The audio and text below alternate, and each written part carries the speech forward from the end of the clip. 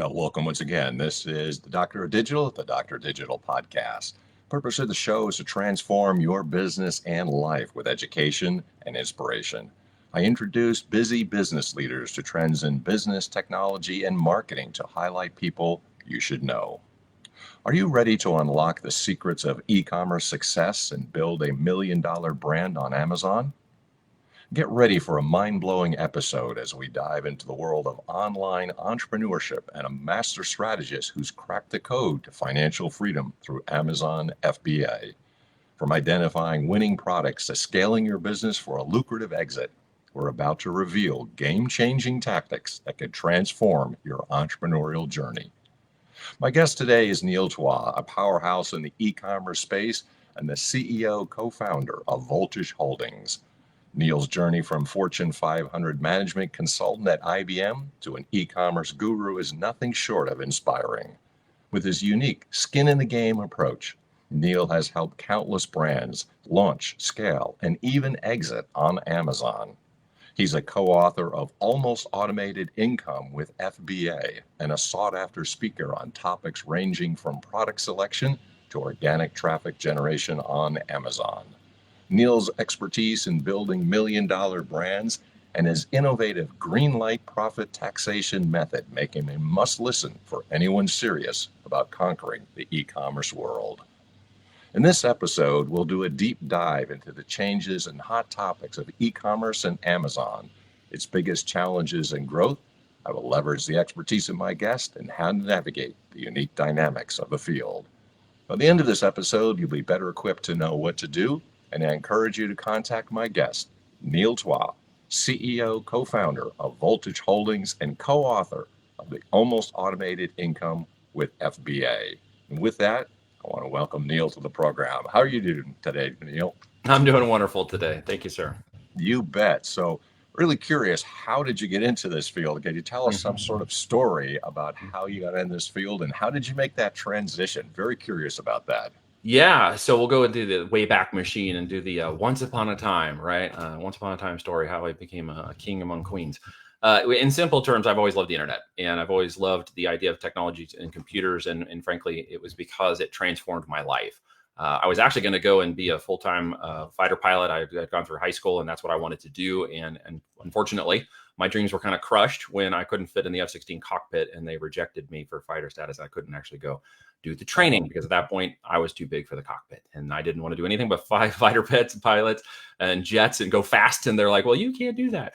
So I had to backpedal on my last semester of my senior year and started applying for positions to college. I had a scholarship to music in school out in the Midwest. And so I took that and ran out there, even though I didn't really want to be there. But what saved me from that really and not knowing what to do and just going to college and fumbling around and actually failing out at least once and having to be reinstated was the internet came online. And with that, I was hooked on the idea of business and commerce and the whole thing about technology and computers and everything it meant because it was just in a changing period of time that was happening so fast. It was quite crazy.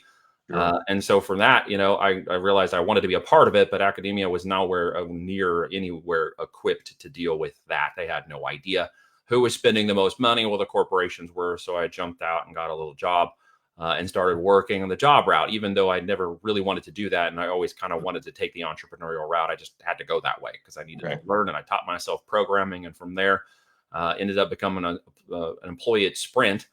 Worked my way into that position. Thankfully, under the PCS division, was one of the first 5,000 employees hired to build the company that launched the mobile phones. So I got to be on the first mobile phone launch within Sprint and watch that company blow up to 80,000 employees in 5 years on the inside. Wow.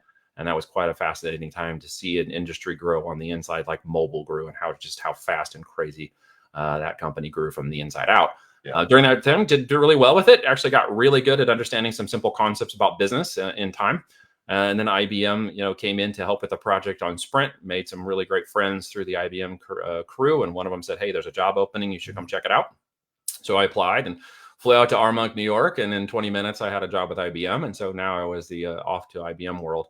Spent almost 5 years traveling and doing knowledge management, latent semantic search engines, and artificial intelligence for the customer support side of the mobile industry, high tech, oil and gas, and different industries of that type. and just really got to learn what it meant to do large B2B sales, large B2B enterprise work. I was on a cell phone and a laptop and traveling everywhere. We called it I've Been Moved, because we would be sometimes in 2 and 3 cities a week. And so really learned how to kind of be my own boss within the corporate. So it really set me up to kind of do my own thing. And when IBM said, hey, in 2007, we're moving your division to Argentina, or you can apply somewhere else. And I was like, what? Okay, well, I just got married in March, so I'm not leaving to Argentina.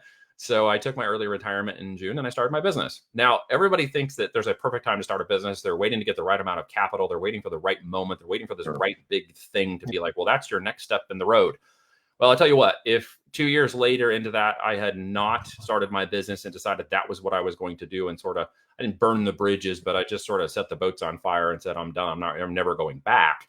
I probably would have got a job again and never looked back, because the first 2 years of my business, between my wife's health and issues and getting pregnant with the first baby, and then her income disappearing and my income was gone, and now we were just basically onto the business, was probably the most difficult time you would want or try to start a business. And I may not have ever done it if I had just looked back. But long story short, got into it, ran a management consulting firm, ended up hiring a mentor who really helped me expand my mind and brain, and remember that sales fixes everything. And if you're going to be a business owner, you got to learn how to sell ethically, sell well, sell in demand, sell what's needed, sell what you can deliver. And so he helped me expand my company into 10 management consultants. And so by the time I got to 2010, I had them. They were working on subcontracts for both US and private sector, public and private. And we were helping deliver, projects for IBM on one side, and we were delivering projects for the US Census on another side. And so I was freed up to learn more of the marketing and stuff, and to build the business, and got to really play in with online marketing more intentionally than I had previously. Discovered I was pretty good at it. I was actually pretty good at buying media and traffic, and realized I could make more money doing that than with all the management consultants combined. And so I kind of just let them all go and shut the projects down, and then just focused on building a media and lead generation company. And then realized, if I wanted to do this the right way, I needed to actually own the products, not just own the pipeline of traffic, which is what I was doing. And I was just affiliating more time and trading more time for money like I was doing previously. It was just looked better and was nicer, but I was still trading time for money. And so I said, okay, how do I change that? Well, I built a brand, and I got into the idea of building an e-commerce brand and physical products, which led me to Amazon. Someone introduced me to it and said, hey, they got this thing called Amazon FBA, fulfilled by Amazon. I'm like, what the heck is that? And they go, well, Amazon takes all your products, it ships it, it handles it, it transports it, it does all these things and uses their marketplace to do it.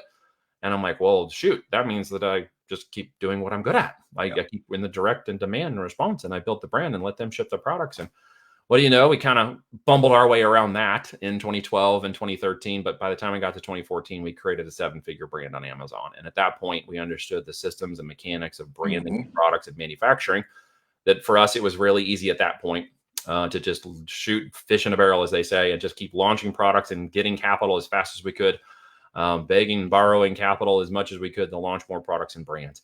Got a few people to come along the ride for us. Family and a couple of friends were like, hey, show us what you're doing. I know that sounds like an old story, but once you get to be successful at a certain level, everybody wants to know what you're doing. So we had a bunch of people asking us, how did you do this? What are you doing? So we started to train some people, and they got them relatively successful in it as well. Been at that since 2012, building and growing, launching and scaling these brands, starting on Amazon and then moving into multiple sales channels beyond Amazon once they have grown and mature. Between myself, my direct the companies that we've managed or directly managed, we've done more than 100 million in sales through that channel. Awesome. So we've gotten pretty good at it. And now we're into acquisition mode. So we are buying companies, looking at one right now to go under a LOI for purchase. And we're going to set to acquire about 5 of those brands this year. So now we're going into acquisitions as a strategy to grow and build our brand out while keeping our retail channels open and the operations we currently run. And then we have clients that come along with us and help to do that. I usually look for people who want to build, grow, and scale as fast as we do. And that's not for everybody. So we have a kind of a small client base of people who are coming along, and I actually turn them into operators. So I have no employees. My operators are business owners who I've trained and built in with my team and my partner. And then they become operators of our companies and even the companies we acquire. So I went from having employees to no employees. Yeah.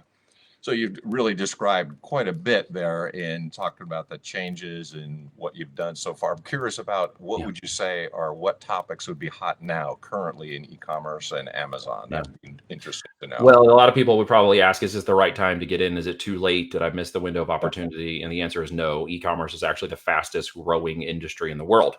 It is set to do about $6.7 trillion in sales. So that's plenty of opportunity. Forbes and Bank of America research has said we're going to do an invert here shortly. We're at about 35% of all retail. And then we have 65% of online. That is actually going to switch, moving about 21 trillion in sales to online that are not currently there. We saw a huge adoption curve in the COVID years. During 2020, in the first quarter, there were 10 years of growth in this industry in 3 months. So because no one could go and travel, it really created e-commerce now as not just a nice to have and some people do it, but now my parents are on it and buying stuff. And it's made it an adoption curve that's changed it pretty dramatically. Mobile phones now accommodate 60% of the sales people are buying every week. So that's changed dramatically in terms of accessibility. And so e-commerce is growing and scaling extremely fast.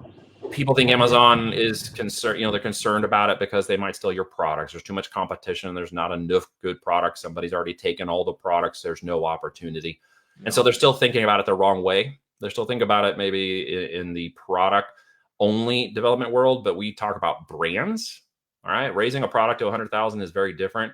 And a lot of people can do that, but getting a brand to 1 million is where you actually have systems and operations in place to actually grow that and brand it and develop it. And brands do not become saturated, but products do, right? That's why there's 15 burger companies, right? Yes. Because that is a brand-driven enterprise. When you understand that concept, you realize there is no such thing as a saturated brand, but there can be saturation in product. So most of those myths are just dispelled by product changes, adaptations, and we innovate. We don't invent. We innovate products into positions where they can have patents and become uniquely designed, brandable, controlled IP, intellectual property that we own. So the idea that Amazon is not to be used, not to be played with, and not to be trusted, there's a lot of things you could say about that in the world of business, but there's a lot of businesses we shouldn't trust so much these days because of the way they act. However, we still use them as tools, like a hammer. Okay, a hammer can build something beautiful, build something wonderful. It can smash your thumb if you're not careful, or it can be the third, used weapon to kill people in the world behind baseball bats. So the fact is, Amazon is just a tool to me, like any other tool of social media, commerce, etc. And so you like the pros and the cons. You got to take it for what it's worth, right? But Amazon, has its troubles. It's not a perfect Amazon fanboy by any measure. I want to see, people take and use these tools in the right way. So there's tremendous opportunity in e-commerce. It is going to become a situation in which you either get victimized or have to use it because of the marketplace, the economy, et cetera, or you take an opportunity in a controlled position and think about it more abundantly and then get in the fight and find yourself in opportunity and, use it as something that may benefit yourself and your family, buy back your time and your freedom and spend it you want to do, right? Absolutely. There's no question about it. And this is what everybody wants, basically, I would think, right? They want to be able to have the income, but then also enjoy their family and leisure activities. Absolutely, dude. You would love to have both. It took me 17 years to get here. I trained people how to do it in 2 to 3 years. I live on the 50 acres in the country. My 4 daughters and my wife are here with us. We've got the cows and, neighbor cows. I don't actually own them, but we got the chickens and got ducks, and we live on a homesteading property with a garden, and we homeschool our children. And so I believe, what I have finally gotten to is freedom in America that still exists for everybody, really, when you think about it. It's just you have to be willing to take some risk to get there. I mean, long ago, we decided to sell our home to give the business longer opportunity to grow as opposed to just forcing things to happen. Changed cars, moved locations, did whatever was necessary to keep the marathon going of the business until reaching a point where we've gotten to now. I can show people how to get there faster than that and easier. But yeah, there's opportunity with e-com that doesn't, require retail buildings and physical locations and can ship products and logistics all over the world without ever touching it. And that's a pretty fun business model. Sure is. Yeah, absolutely. It takes all the drudgery out of it and the work out of it, but it allows you to enjoy what you would probably really want to do, which is to make money, have a life. And what you're describing is what I always say: it's life, liberty, and the pursuit of happiness. That's the American Really, at the end of the day, the liberties that are still available to us. And if I think we just shut off the media and churn that stuff out, you'll find that most people still agree, still think, and still want that. And quite frankly, the opportunity is still here. If you turn off that other nonsense, you will find that there are many of us who don't listen to it because there's opportunity everywhere. You may not feel like it because a lot of people feel scarcity and stress and fear in the situations we're watching now. But honestly, money and opportunity are just rivers. They're currents. They flow. Yeah. And sometimes currents flow and change, and you might not feel like it's close to you now, or it's not available, or you can't get to it. And it may be that it's just moved away from you and you're going to have to go get it. You're gonna have to move your feet and go get it because it's moved, because it has changed and money is flowing like a river. It's always changing, ever moving. There is an infinite supply of money, and people are like, well, money is scarce and there is no money. Well, that's not actually true. There's an infinite supply of it. And unfortunately, that's part of the problem we should fix. Yes. But the end result is that it is out there. You just need to go get it. It is out there for you to go get. It is really not scarce, actually. It is the scarcity in your mind creating a situation that makes you believe it's not available when in actuality it is. Yeah, that's really strange that people say, like, you don't watch television? I go, no, I don't watch television. Why would I do that? I'm polluting my mind. I don't spend any time focusing on that. That's the negativity that people introduce in their lives, and it's limiting beliefs, because that's all the message you hear. It's all negative. It's all bad. It's all narrative. There is no opportunity. There's no hope. And I reject that. That's a scarcity limiting mindset belief. And I believe in the abundance of opportunities. And this is coming from a guy who's been bankrupt. So if anybody is like, well, it's easy for you to say that now, Neil, it's like, no, dude, I have trudged through. I've had 3 kids and a pregnant wife and $260 in the bank account. Like, I've known what it's mean to be in scarcity and to fight and look and try to create opportunity in the midst of trouble and pain and no money and issues. I'm speaking from experience, right? I fought those battles, and the end result is, in staying the course and seeing life as an opportunity to be challenged and overcome the challenges. Others have seen those challenges and simply want to sit down and be victimized or act like victims in that process. And I refuse to do that. If you say no, I'm like, that's a KNOW. It's a KNOW until you tell me it's a hell no. If it's a hell no, then I'll probably stop, or move or change directions. But I'm not somebody who easily gives up.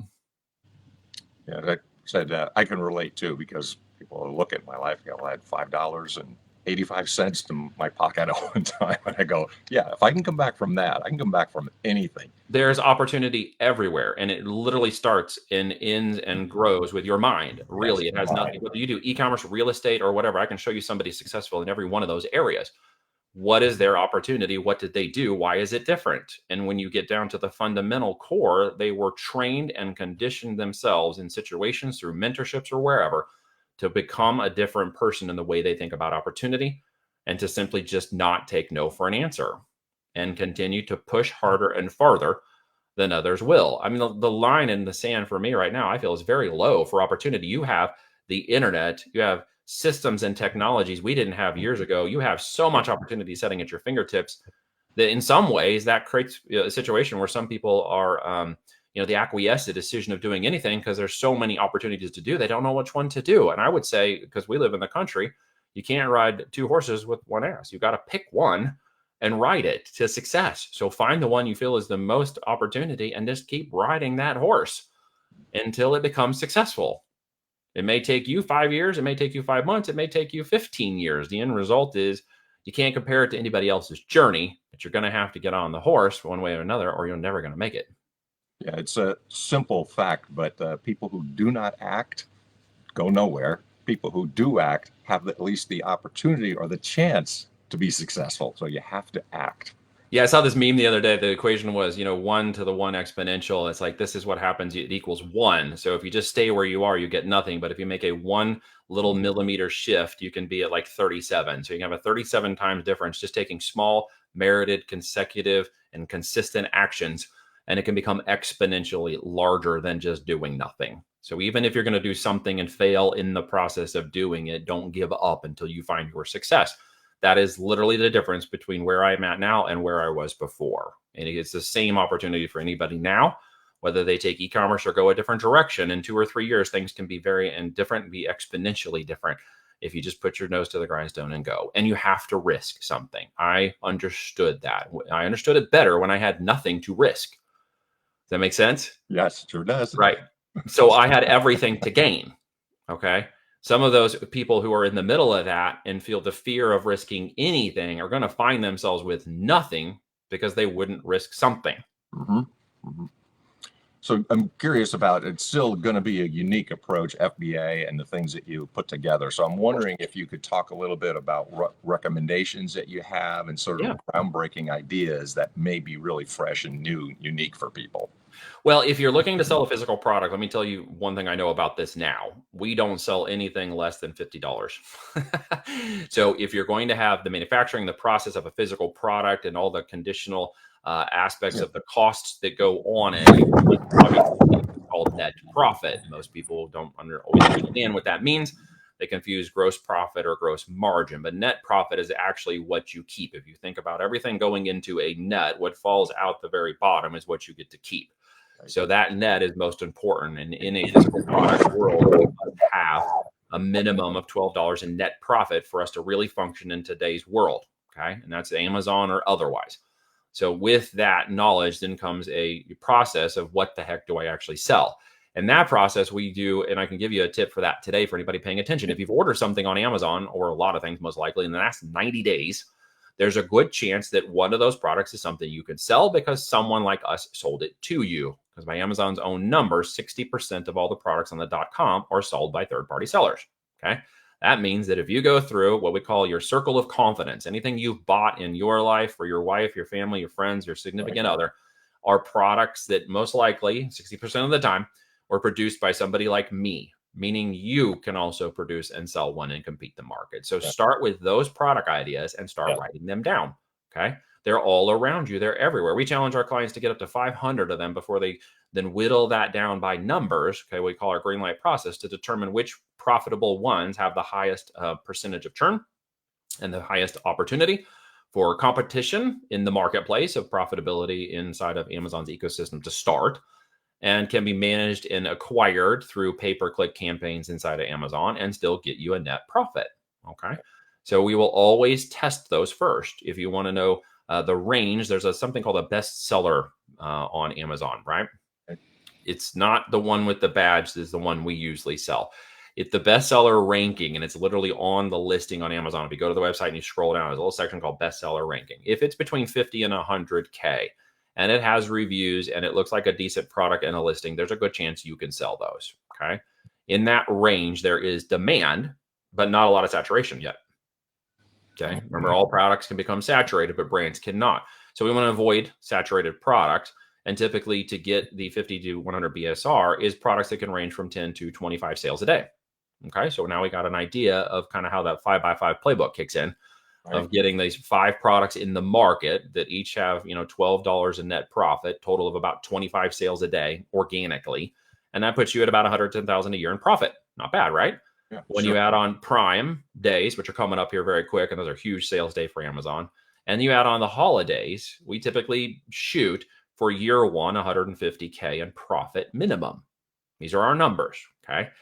Now, can that go faster? Absolutely. Can one of those products take off and go bigger? Sure. That'd be more like what we call a mid case in business, but with a base case of understanding, money in, money out in year one. The real opportunity begins in year 2 and year 3. Everything I set up in year 1 will grow exponentially in year 2 and year 3, something a lot of people don't understand. SKUs launched this year on Amazon will make up only 5% of total retail sales. Okay. So a minority of the majority of their sales in year 1. So it's not realistic for you to expect that your 7-figure hopes and dreams and Lambo wonders are all going to occur in year 1 in a business, especially not on Amazon. Okay. But what happens is by year 2, it goes to 20%. So SKUs launched this year that were 5%, now go to 20% in year 2. You know how much it is by year 3? Oh, what? 40%. So by year 3, 40% of all of Amazon revenues come from SKUs launched in the last 3 years. So what would that logically tell you? This is a 2 to 3 year operation. It is an avalanche of growth. And in simple terms, the more products you put on Amazon, the more money you're going to make faster and faster as year 2 and 3 goes down the line. It's not 1 to 3 months, it's 1 to 3 years. And when people really understand that as a business building opportunity, grasp the concept of the time that was going to be required to make that occur, and then, of course, the monetary needs of that. And we don't let people really start with less than 25K in our group to go to business and launch correctly. Being underfunded is one of the 5 things that crashes a business. Okay. Underskilled is another one. So we're going to solve underskilled and underfunded right out of the gate, because we're going to train you on the skills, but you can't come in with no funds and start a physical private label business. That's a misnomer. That's a myth. That's a guru hopium expectation on the internet. It's not how it works. If you start with 5,000 to get your business off the ground, and I'm starting with 25,000, are you even in the same competition and market as me? No, which means you're going to lose to the other competition in the marketplace. I just need people to understand that, right? Yeah. You've got to go to war with the right equipment. You don't run into the battlefield with a bayonet only and not a weapon. Okay. Rather go to the war with a weapon without a bayonet. But I mean, one way or another, you got to be equipped correctly. People are never really equipped correctly with the mindset of money in this capital raise business. Why? Because to deploy more capital is to make this business go faster. Yeah. This is a money making business based on how much money you spend. Okay. If I deploy 50 and 100K in year one, I will go a lot faster. I've had friends that have come in and we deploy a lot more than that, but I've had clients come in and deploy up to $1 million in year one. Yeah. But out of that, they got a $40 million a year business. So you have to look at the opportunity cost of deploying capital in a physical private label business, which means it's not for everybody. I want to make that very clear. Some people might want to do a digital business, or they might want to do others. But I'll tell you, in the combination of people who do real estate in my network to what we spend on e-commerce based on the returns and the volume we achieve versus what they got in real estate, it's much greater. I would rather spend that 150,000 on e-commerce products and put it in a house that turns over $500 a month in rent. Yeah. Right. Because I can put that into a business that turns over $100,000 a month. So for me, the economies of scale of gross for e-com is way different for capital in and capital out. Yeah. Right. Those are some things that I think people should really understand about the money and time and energy. Usually 15 to 20 hours a week can be trained on this business model. And I've got guys who are full-time pharmacists. I got ladies who are full-time moms. I got lawyers and dentists and business owners. And, solopreneurs and onepreneurs who are doing W-2s that are doing it on the side. And then people who've dedicated themselves to the full-time process. I've got all kinds of people at the end of the day that can do e-commerce. Really gets down to mindset of tenacity. And that's the thing I really want to get down to here is you need to be a tenacious person. Absolutely. You need to be willing to solve business problems. So that's kind of the people we look for. That's some of the framework. Did I answer your question okay? Or do you want me to? Absolutely. That's what I'm curious about. You actually gave what I was looking for was some actionable tips and who this is for. So that's what I'm curious about because we talked about the changes. We've talked about the hot topics. You've understood the process, or that's what I think we covered. I'm really curious now, then hopefully people have said, yeah, this is for me. And if it is for them, how do you suggest they get a hold of you and what should be their next step be? Well, their next step is deciding, number one, that this is a business model they want to do regardless of working with anyone, coach, mentor, or otherwise. Something you would be willing to do on your own, right? Because as a 100% business owner, the buck stops with you, okay? Capital, line, deployment. If you hire other people, contractors, mentors, coaches, or whatever, you're going to be responsible for the positives or negative outcome of that either way. So which means you need to be prepared to do that, number one. Number two, if you've had mentoring and coaching and had success in any other business model, then you already know the value of having somebody who's walked the path, come behind you or beside you or in front of you and help you with any problems or gotchas that could be extremely expensive. Ordering the wrong product set and finding out that it was all data driven incorrectly is going to cost you a lot more than spending the time to work with a mentor or a coach to get this forward. So those who kind of understand that value should understand where we're going. We're an Amazon growth consultancy. I do not have courses and programs. Okay. We work on a client basis, a 12-month engagement. And if anybody is interested in that kind of business model, more like a franchise-like business, but I don't take any profits, but I do put some skin in the game. I put up to 10K on the line for those who I choose to work with because it is an invitation process. And we do the invitation process to determine whether or not you're the right operator. Operators for me will eventually go on to build their own companies, but can work with us and other companies, go on joint venture products, go through acquisitions, and even become operators of acquisitions companies that we do within our portfolio. And so operators have a very big upside potential with us beyond just their own business, should they decide to go. So they go to voltagedm.com and check that out. VoltageDM, that's digitalmarketing.com. You can obviously find me. I've got a short last name. Yes, it is my last name. It is Twa. You can Google Voltage too, and you'll find me on the interwebs and on any social media. You can check out whether you like my personal profile or not. I will tell you, I'm from the Midwest. Grow in the Ozark Mountains of Missouri. I have probably more guns than you, and I live a very conservative lifestyle. Love my family first above all things, and my faith with my 5 F's: faith, family, freedom, fun, and of course, profit being in there for the business that we run. So if that doesn't even resonate with you at all, then we probably aren't going to jive because that's my community too. People who are sitting behind me obviously think a lot about that way too. So just to give you a heads up, should you check anything out, know what you're getting yourself into. Honesty is the best policy, and it certainly resonates with me because this is what I said earlier. It's life, liberty, and the pursuit of happiness. And some people respond to that and some people don't. But hey, that's okay. Where I stand, yeah. That's where you're standing. That sounds awesome. Appreciate it, being upfront. Neil, thank you so much. You've given just a wealth of knowledge in a short amount of time and sharing your expertise. I really appreciate that. That was very kind of you. Appreciate you taking out some time out of your busy schedule. Thank you for having me on, sir. I appreciate it. It's been an honor. Thank you so much. You know, this is the kind of program that we do want all the time, and this is the thing that we're always looking for all the time, because we have people who are really supportive of the kinds of mission that we have in mind and what we would like to do. So if you're interested in this kind of thing, make sure that we're subscribing, liking, sharing, positively reviewing the podcast, because people like Neil really are inspiring. People like Neil are really what makes this country great. And you have to know there's a lot of opportunity out there. So also want to thank the sponsors of the program, also those people who supported me when it came down to Burning America and On Track Ian Hunter. So it's really appreciated. You know, if you want to reach out to me and know what I do and know more about my background, I help business leaders, CEOs, entrepreneurs break through their obscurity through oral and written presentations, building credibility and authority. I have a private Facebook group that you feel free to join, Mastering Presentation Secrets, and hopefully I can help you out as well. Until next time, this is the Dr. Digital signing off. Day is full.